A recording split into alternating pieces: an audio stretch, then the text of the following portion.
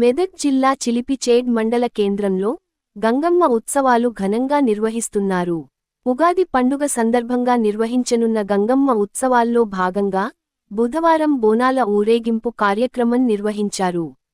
మహిళలు మట్టికుండలో అమ్మవారికి నైవేద్యం తీసుకొని డప్పు చప్పుళ్లు పోతరాజుల విన్యాసాల మధ్య బోనాల ఊరేగింపు కొనసాగింది.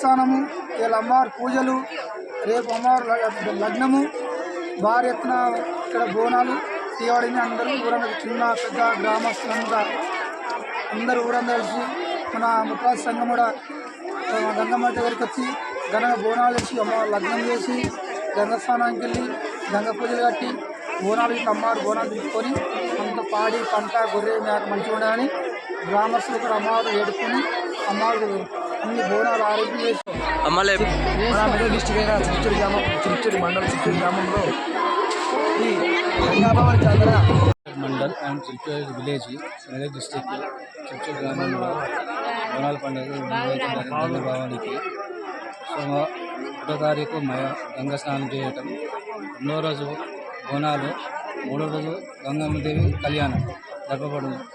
ఊరు గ్రామస్తులు, గ్రామ పెద్దలు, ముద్రా సంఘం గ్రామం నుండి చిలిపిచేడ్ మండల్ మెదక్ డిస్టిక్ గంగమ్మ జాతర ఉత్సవాలు జరుగుతున్నాయి.